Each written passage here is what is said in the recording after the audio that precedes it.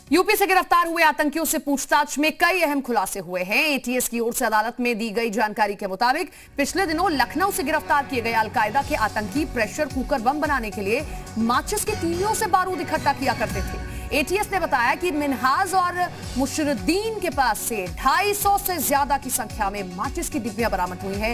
एक बोरे में माचिस की केवल तीलियां हैं, खाली डिब्बियां हैं। लोहे की कीले, छर्रे, पेचकस, शोल्डर काला और सफेद पाउडर और डिटर्जेंट पाउडर अन्य सामान बरामद किया गया। एटीएस ने यह भी बताया कि कार्रवाई के दौरान मिन्हाज के पास से मिले एक फोन को उसने पटक दिया था, जिसके बाद उसमें आग लग गई थी, सिम कार्ड जल गया था। आतंकी मिन्हाज के पास से जला दिए गए फोन के अलावा 3 मोबाइल, 2 कुकर बम बरामद हुए, जिसमें से एक बम के रूप में तैयार किया जा चुका था। और आतंकी मशरुद्दीन के घर से 7 लीटर का कुकर भी बरामद हुआ है, जिसे हाई पावर बैटरी लगी हुई थी।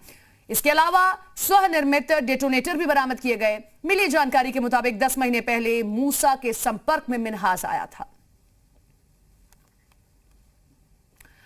तो आप कल्पना नहीं कर सकते कि माचिस की तीलियों से भी इस तरीके से बारूद बनाया जा सकता है और वो कहीं दहशत मचाने के लिए इस्तेमाल किया जा सकता है। लेकिन ये आतंकी उस माचिस का इसी तरीके से इस्तेमाल कर रहे थे।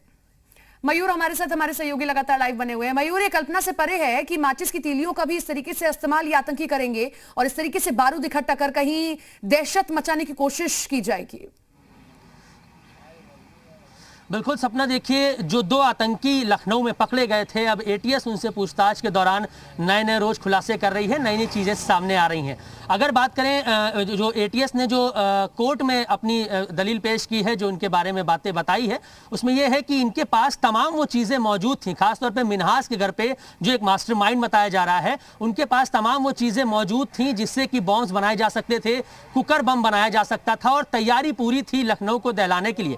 आपको एक वाकया बता दें कि इंस्टाग्राम पर एक फोटो पोस्ट की गई थी कश्मीर से, जहां पर एक बच्चे को गोली मारते हुए एक जवान को दिखाया गया था। वो फोटो एडिट करके पोस्ट की गई थी और उस पर नीचे लिखा गया था कि हम इसका बदला लेंगे। तौहीद नाम का वो व्यक्ति था जिसने ये फोटो पेस्ट की थी। उसके नीचे मिन्हाज ने उसमें कमेंट और लाइक भी किया था।